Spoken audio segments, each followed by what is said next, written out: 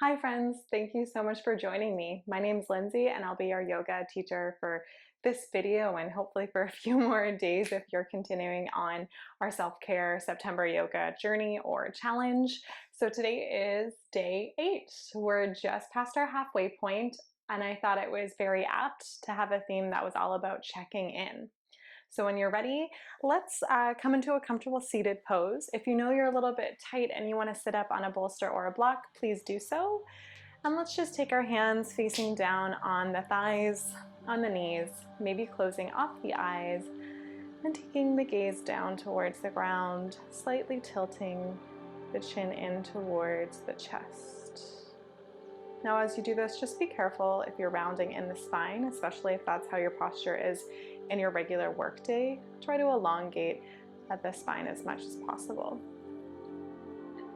So today I thought it was a great time, being that we're just over halfway done through our September Yoga Challenge, to genuinely check in with ourselves, to think about what's working, in our practice here on the mat, what's not working, and perhaps taking this into your life as well. September, in most cases, is a pretty hectic time with back to school, new activities happening in the year, but we all know that this is especially the case this September. So ask yourself, what's serving me in my life? What makes me feel good? What takes things away from me? What does not make me feel good? If you just want to focus this on our yoga sessions together, maybe ask yourself if you're practicing at the right point in the day for you. Were there times that you took challenges that didn't serve you in the yoga class? Maybe think about ways that modifications make the class feel more enjoyable. Now let's take the hands to heart center and Anjali Mudra. So hands, palms facing together at heart center, almost like a little prayer. And you can stay here, or maybe you want to keep the base of the hands, so the palms together, as well as the pinky and the thumb, and start to open up the fingers away from each other. So this is our Lotus Mudra. And I'm sure, as many of you know, lotuses are a symbol of resilience, of preservation, because they grow in the mud and they're beautiful and sit on top of them. So they have to go through, or they take on, I guess, a lot as they grow. And so they are used as a symbol in a bunch of different ways and a bunch of different spaces to kind of symbolize that perseverance, pardon me. Other than that, it can just feel like a fun mudra, an expression to have, especially with the hands near heart center. Let's take a cleansing breath in through the nose. Can you hold that in-breath for a moment before you exhale through the mouth? Let it all go. Sigh it out. Let's do one more like that. Maybe as you breathe in this time at your own pace, think about what is serving you in your life. Come back to that intention that we're setting and let go as you sigh out anything that is not serving you. You can take the hands back down, maybe open the eyes, lift the gaze if it was downcast, and let's start moving. Don't forget about the breath, however, as we start moving. Let's extend the left leg out. Right foot comes to the inside of the thigh. Let's take the left hand down, breathe in, and as you breathe out, take your side bend, stacking the top shoulder over the bottom, maybe the gaze comes up. Keep flexing that extended foot, so the left foot. Keep engaging the quadricep here. Let's breathe in. As you breathe out, that top hand comes behind the back. Right hand plants down, left arm sweeps up and come to the inside edge of the left foot. So our baby wild thing pose. Keep lifting the hips up, squeezing the seat to help you do this as you draw the tummy in. So we'll do one breath per movement, working through these poses. As you breathe in, let's come back down, sit the seat down. Come into your side bend, head to knee pose. As you exhale, lift yourself up, up, back up. Baby wild thing. Keep going like that.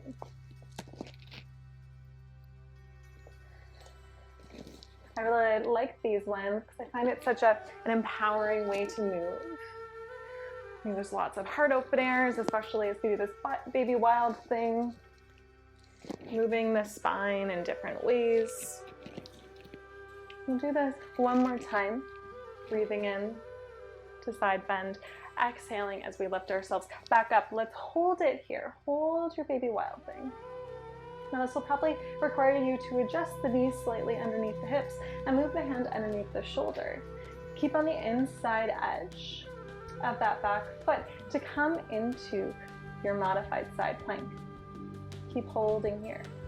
Now we can always stay here with the bicep over the ear just for a more restorative version of this pose, or you can lift up the left leg. Keep breathing in. And as you exhale, maybe you want to draw the knee towards the elbow, a little crunch. Breathe in to extend. Exhale, elbow to knee. Let's do 2 more like that. Last one. We'll re-extend. Plant the foot back down if it wasn't already. Use your core to lift yourself up into your gate pose. Left hand comes down to the leg. Reach the right arm up, bicep to ear. If you need more balance, keep the gaze down, or the gaze can stay up towards the ceiling if that feels okay for you.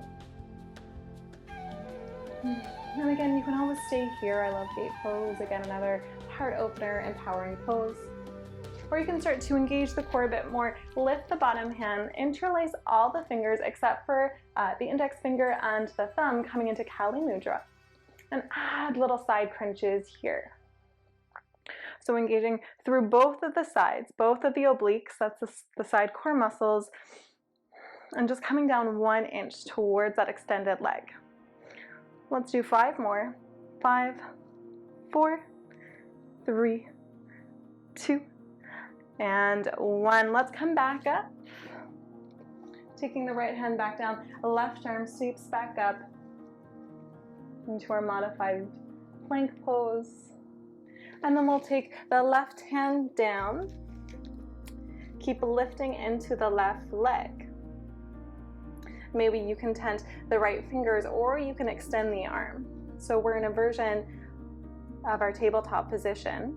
This is called a bird dog, so great balance, spinal balance activity. Let's hold for 5, 4, 3, 2, 1. Knee, hand comes down to the mat. Let's push the ground away into our cat pose. Draw the tummy in round the spine. Let's send the hips back towards the heels, child's pose. Just taking a moment here to again check in before we switch to the second side. You can always sway the hips back and forth here. Maybe you want to add some movement into the fingertips, into the hands. Maybe nod the head yes and no. Breath in takes you back up. We'll come to the second side, finding your way to a seat. This time extending the right leg, left foot to the inside of the thigh. Right hand comes down in front. Inhale, pardon me, as you reach the left arm up. As you exhale, side bend, head to knee pose. Keep rooting the left glute and sit bones down to the ground. Keep flexing that right leg, the right leg's foot. Let's take a breath in here. As you breathe out, left hand comes down beside the left seat. Right arm comes up, bicep to ear. Keep drawing the tummy in, engaging the seat to come into your baby wild thing. Let's take that 1 breath per movement. On your next inhale, take the seat back down. Sweep the left arm up. Head to knee pose. On your next exhale, left hand down, right arm sweeps up. Baby wild thing.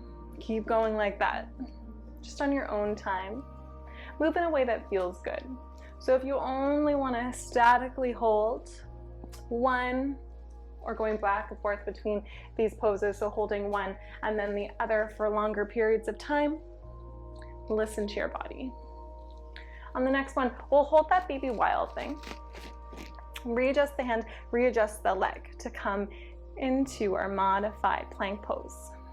left hand under shoulder, knee under hip. Of course, you can stay here or you can lift the right leg. Let's breathe in. As you exhale, draw the knee in towards the elbow, elbow to knee. Inhale to re-extend. Exhale to bend. Let's do 3 more. For 2. Last one like this. We'll re-extend. Top foot comes back down to the inside edge of the foot. Use your core to come up into your gate pose. Right hand down to the leg, left arm sweeps up, bicep to ear. Gaze can be wherever feels good for your neck. Option to stay here or to engage the core a little bit more. Hands interlace, but leave the index fingers and thumbs pressing together and interlace the rest of the fingers. We'll add those little crunches, coming up and down 1 inch towards us, the extended right leg. Keep going for 5, 4, 3, 2, and 1. Fantastic job. Re-extend the arms. Left hand comes down, right arm sweeps up. Take the shoulders to neutral, both hands down, and pick the right foot back up, almost into a tabletop position with the right leg extended. Let's take the left arm up, bicep to ear. Keep squeezing the glute. Draw the tummy in. Let's hold for 5, 4, 3, 2, and 1. Hand, knee comes back down. Push the ground away around the spine into your Halloween cat. And then send the hips back and down, child's pose. Again, maybe just finding some wiggles here. Get out any tension, any movement that you need. As we breathe in, let's shift forward into our tabletop position. Tuck the toes, send the hips up and back, downward facing dog. Let's pedal out the feet here. Find some movement. Maybe nodding the head yes and no. Let the neck hang heavy. Let's lift up the heels. Draw both heels over to the right side. Side body stretch. 1 inhale, 1 exhale here. On your next inhale, lift both heels. This time, drop them over to the left. Another inhale, another exhale. Inhale lifts them back up to center. And as you exhale, can you get the sit bones a little higher towards the ceiling? Can you plant down the heels a little closer to the ground? Let's breathe in. Extend the right leg to the sky, open the hip, bend the knee. Keep squaring up the shoulders. Inhale. Exhale, draw the knee in towards the chest. Step the foot through. Back heel plants down, either hips distance or heel to heel alignment. Warrior 1, Virabhadrasana 1. Inhale to reach the arms up. So we're opening up into the left hip flexor, squeezing into the glutes. Make sure the front knee is stacked over top of the ankle. Let's interlace the hands behind the back. Kali Mudra 1 more time, interlacing all fingers except for the index and thumb. Let's breathe in to open up the heart space. Exhale to fold into our humble warrior. Keep breathing here. Can you sink a little deeper into that front knee? Let's take both hands down to the mat, maybe a few inches in front of the front foot. Take the weight into the front foot, lift the back leg up into your version of your standing splits. So it's okay if you want to take your hands obviously to blocks. If you want to take the back leg really low to the ground as well, just keep squeezing into the seat. Keep engaging into the standing quadricep. Now if you do want to lift the leg a little higher, in yoga we do like to keep our legs and our hips neutral. If you open up the hip, you can get a little bit more height. If that feels good, I'm okay with you doing that, as long as you keep squeezing the right hip into the hip socket and engaging the glute there. And if you want a little bit more depth, the right hand can come behind the calf. Let's take a breath in here. Exhale, take the back foot down. Back knee comes down as well. Breathe in, low lunge, Anjaneyasana. We won't stay here long, we're gonna move here. Breathing in, breathing out to take the hands down, and shifting the hips back to our half splits, but back forward to our lunge. So if you need to take your hands onto blocks, please do so. So I like to move in my stretches As much as static flexibility poses, can encourage your muscles to open up, there's something to be said about mobility and moving through your poses. Also your fascia, so the part that kind of wraps around your muscles, kind of silicone wraps you in. They really respond to being awoken by movement instead of just static stretches. Let's meet into our low lunge. Pick up the back knee, make sure the back toes are tucked, and send yourself up and back into your downward facing dog. Pedal out the feet, take any movement that you need here before we come to the second side. Check in, be honest with yourself. Let's hold for one more breath here. Maybe sigh it out through the mouth. Let it go. Breathe in, reach the left leg towards the sky. Open the hip, bend the knee. Try to draw that heel to the seat, point the left knee up towards the sky. Let's breathe in here. Maybe re-extend the leg to do this. As you exhale, draw the knee in towards the chest, step that foot through. Back heel plants down, 45-degree angle. Hip distance or heel to heel. Breathe in, warrior one, reach the arms up. Squeeze into the back seat to open up into the right hip flexors. Keep drawing the left hip back into the socket. Let's breathe in, interlace the fingers behind the back. Open up through the chest, Kali Mudra in the hands. On your next exhale, let's come into our humble warrior. Trying to get the left shoulder almost touching the left knee. And over time, it takes me a while to get there in my stretches, but you may be able to get the head pretty close, if not touching the ground. Keep drawing the left hip back. Keep trying to lift the back arch off the foot. So don't pronate into the feet. Don't cave into the feet. Let's walk the hands a little bit further in front than that front foot. As you breathe in, let's lift the back leg up. Keep drawing the left glute in and squeezing. And if you want a little bit more depth, maybe you fold deeper over the front leg. And again, I'm okay if you do want to open up the hip here, but you will be engaging a little bit less into the maximus glute muscle on the right side. And if you're doing this, yes, you can get more height, but it's not always just about height. Wherever you are, keep squeezing the left supported glute. So I say supported because your weight is on the left side and you want to engage the glute to help you with balance. Maybe the left hand comes behind the left calf.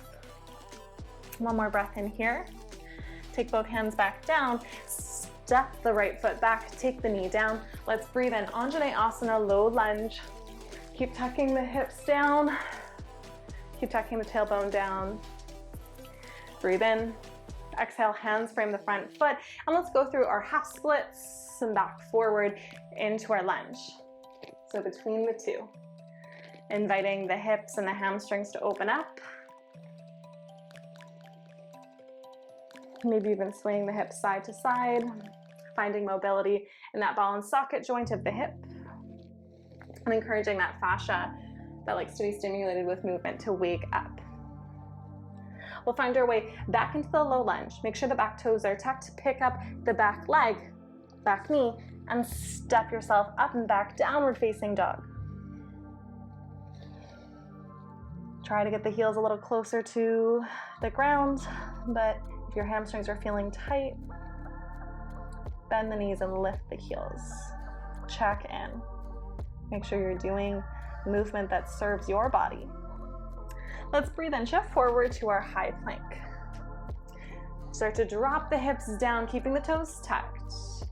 Coming into a version of upward facing dog. Let's hold it here. Inhale. Exhale, engaging the core, lifting yourself up through plank and downward facing dog. Let's do that one more time.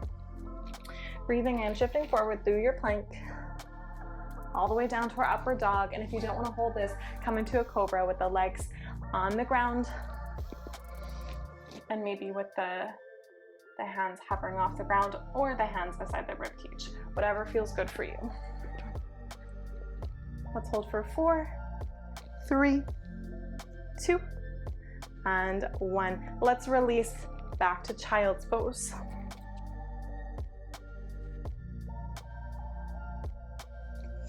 Arms come long out in front. Let the forehead rest down to the ground.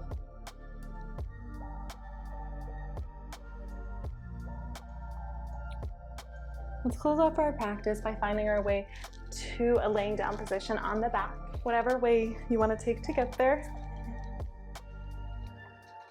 We'll take the feet together, the knees apart, our Supta Baddha Konasana, reclined butterfly pose. And if this doesn't feel comfortable, you can always take the knees to blocks. Let's come onto the outside edge of the right hip. Take the left knee over top of the right. Left arm extends to the side, gaze goes there with you. Coming into our supine twist. Let's come back up through center, other side. Both knees shift over to the left as you come onto the outer edge of the hip. Right arm extends, gaze can go to the right with you. If you lost your breath along the way of that practice, there was some intensity there for sure, and just come back to it here. No judgment. No one needs any more judgment in their life, am I right? Coming back up, taking the feet as wide as the mat, draw the knees in towards each other. So our Supta Baddha Konasana butterfly pose opens up into the turnout, the external rotation of the hips, and this stretches out the internal rotation of the hips. And when you're ready, let's come into our Shavasana pose. No rush to get there. If you want to take a few more final movements in whatever pose you'd like, I encourage you to do so. Let the palms face up, arms alongside the body. Let everything relax here. Release any constrictions in your breath. Release any tension in your face. Give yourself as much time as you need here. No rush. Thank you so much for joining me. I'm so excited to see you tomorrow. Namaste.